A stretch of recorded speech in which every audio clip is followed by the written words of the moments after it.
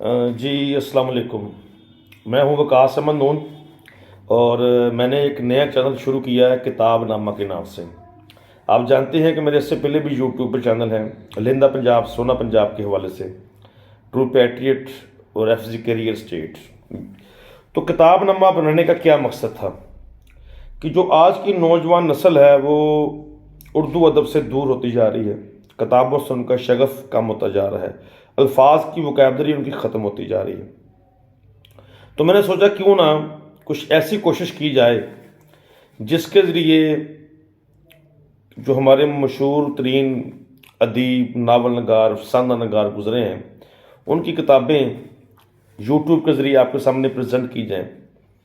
تو آج کتاب نامہ پر پہلی کتاب جو ہے میرے پاس ہے علی پور کا ایلی. یہ کتاب ہے جی ممتاز مفتی صاحب، بڑے مشہور بزرگ گزرے، کیا کہتے ہوتے ہیں، یہ رائٹر گزرے ہیں. تو اس حوالے سے ان کی کتاب علی پور کا ایلی آپ کے سامنے پیش کروں گا. تو اس کے اندر جو جو کردار آئیں گے، اس میں علی پور کا ایلی، جو ایلی ہے، ایلی کون ہے؟ ایلی ممتاز مفتی صاحب خود ہیں. مصنف ایلی الیاس فرضی نام، اصلی نام ان کا ممتاز حسین ہے.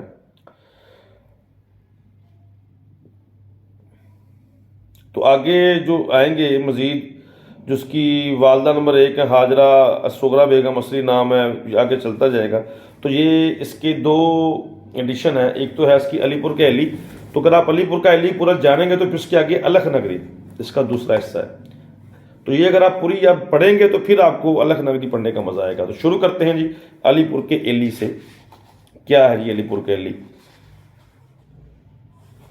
اس کی پہلی بات تو یہ لکھی ہوئی ہے، میرا پہلا مشورہ تو یہ ہے کہ آپ یہ کتاب نہ پڑھیں، برباد ہو جائیں گے، خوار ہو جائیں گے. آپ سوچیں گے یہ بات تو بالکل ایسے ہی ہے جیسے سگریٹ کا خوبصورت اشتہار دکھا کر کہا جاتا ہے خبردار تمباکو نوشی صحت کے لیے مضر ہے، مگر لوگ اس وارننگ کے باوجود سگریٹ نوشی سے باز نہیں آتے. بالکل اسی طرح لوگ علی پور کا ایلی پڑھنے سے باز نہیں آتے. حال ہی میں مجھے ایک نوجوان کا خط ملا، لکھا تھا، سر میں علی پور کا ایلی پڑھ کر خراب ہو گیا. ایک دن 2 نوجوان لڑکیاں میرے پاس آ گئیں، کہنے لگیں ہم نے ممتاز مفتی کو پڑھا ہے، علی پور کا ایلی پڑھ کر زندگی کے متعلق ہماری سوچ تبدیل ہو گئی ہے.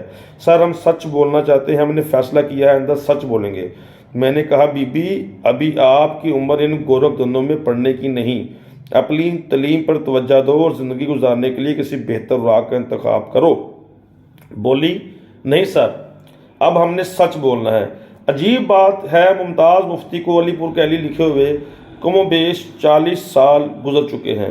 ان کے انتقال کو بھی 6 سال ہو گئے ہیں، مگر اب بھی مجھے اب تک ان کی ذات کے بارے میں، ان کی کتابوں کے بارے میں ایسے عجیب و غریب خطوط موصول ہوتے ہیں کہ میں حیران رہ جاتا ہوں کہ ممتاز مفتی کی شخصیت کس پہلو کا تو مجھے علم ہی نہیں.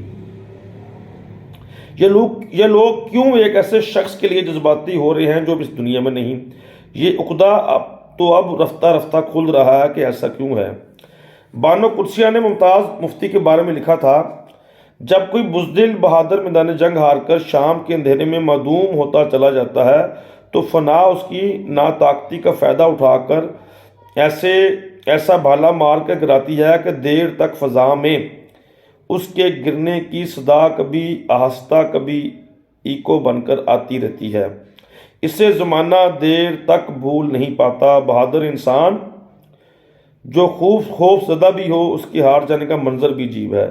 شکستہ روح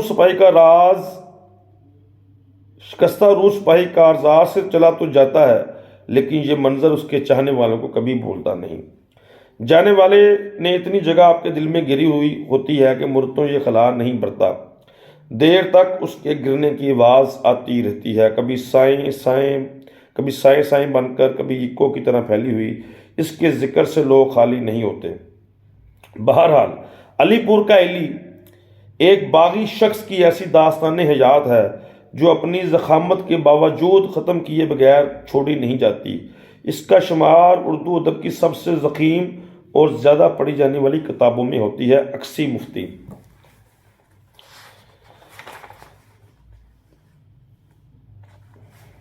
پیش لفظ 3 ایڈیشن. یہ کتاب میری آپ بیتی کا حصہ ہے۔ پہلے مجھ میں اتنی جرت نہ تھی کہ اپنی خامیوں، کجیوں اور بے رہا رویوں کو اپناتا، اس لیے میں نے اسے رویداد کا نام دے دیا۔ یہ آپ بیتی 1905 سے 1947 تک مشتمل ہے۔ اس آپ بیتی میں ہر واقعہ، ہر کردار حقیقت پر مبنی ہے۔ افسانہ نگاری اسلوب میں ہو تو ہو، واقعات میں حقیقت گوئی سے کام لیا گیا ہے۔ یہی اس کتاب کی امتیازی خصوصیت ہے۔ ارادہ تھا کہ سماع کا دوسرا حصہ ایلی اور الخ نگری کے عنوان سے پیش کروں گا، لیکن الخ نگری والوں نے اس کی اجازت نہیں دی۔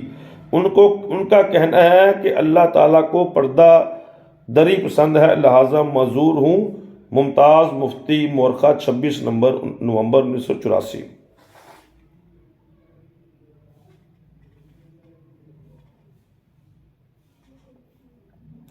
تو یہ کتاب کے شروع میں پیش لفظ ہے جی، جو آپ کے سامنے میں پیش کیا ہے میں نے، تیسرے ایڈیشن کا، اس کے بعد دوسرا ایڈیشن ہے، اس کے بعد پہلا ایڈیشن ہے جو 1961 میں اس کا آیا تھا۔ اس کا پہلا ایڈیشن 25 جون 1961 میں آیا تھا۔ تو جو میرے پاس کتاب ہے یہ جی کون سا ایڈیشن ہے،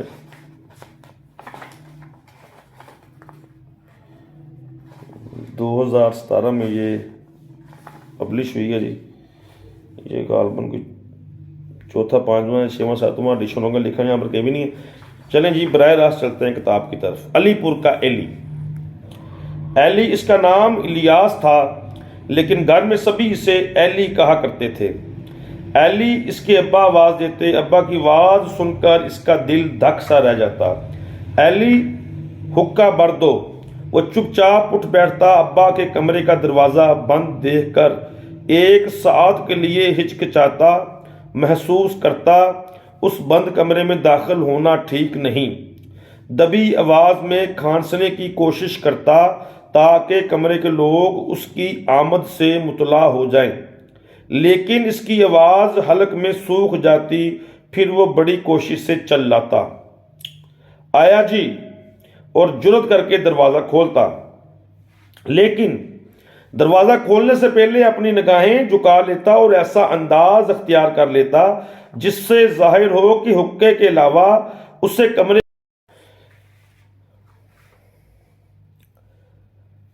ایسا انداز اختیار کر لیتا جس سے ظاہر ہو کہ حقے کے علاوہ اسے کمرے کی کسی چیز سے دلچسپی نہیں۔ کمرے میں ابا کو اکیلے دیکھ کر دل سے بوجھ اتر جاتا، پھر وہ بے فکری سے حقے کی طرف بڑھتا۔ اس کے ابا عام طور پر چٹائی پر بیٹھے ڈیسک پر رکھے ہوئے رجسٹر میں لکھنے میں مصروف رہتے تھے۔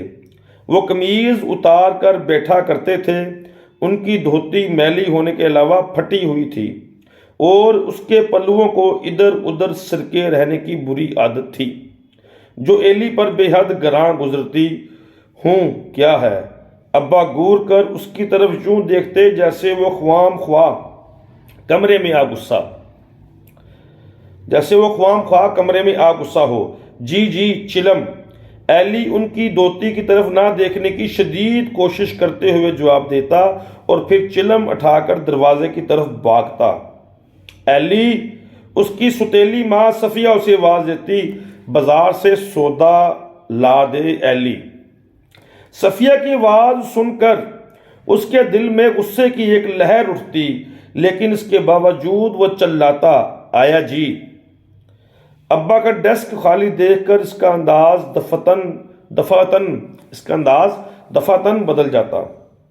جی، اس کی آواز میں لہجت نہ رہتی، لیکن اس کے باوجود اس کی نگاہ جھکی رہتی۔ یہ لو پیسے۔ صفیہ کے 2 حنا ملیدہ ہاتھ اس کی طرف بڑھتے، جن میں زرد میلی انگوٹھیاں اس کا منہ چڑھاتی، اور پھر انگلیوں سے نکل کر وہ گھومتے ہوئے میلے چکر ایلی کی طرف یورش کرتے۔ وہ ڈر کر گھبرا کے پیچھے ہٹ جاتا، اس کی طبیعت مالش کرنے لگتی۔ نہ جانے کیوں اسے مہندی لگے ہاتھوں اور انگوٹھیوں سے سخت نفرت تھی۔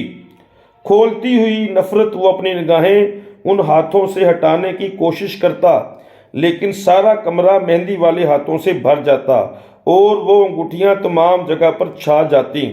مہندی کی بو چاروں طرف سے اسے گھیر لیتی، چاروں طرف غلاظت کے ڈھیر، ننگے پنڈے کے انبار، اور ان کے درمیان صفیہ کا سرخ و سفید باوقار چہرہ۔ جی آج صرف صفحہ نمبر 13 پڑھا ہے تاکہ زیادہ بور نہ ہو، تو اگر آپ کی دلچسپی برقرار رہی تو انشاءاللہ زیادہ پڑھا کریں گے۔ شکریہ۔ تو دیکھتے رہیں کتاب نامہ، نیا یوٹیوب چینل ہے، آپ کی ہیلپ کی ضرورت ہے۔ شکریہ۔ ممتاز مفتی کتاب الکھ نگری علی پور کیلی پڑھی ہے، شروع کی ہے پڑھنی ہے، آپ پسند کریں گے۔ شکریہ۔ یا حیّ یا قیوم۔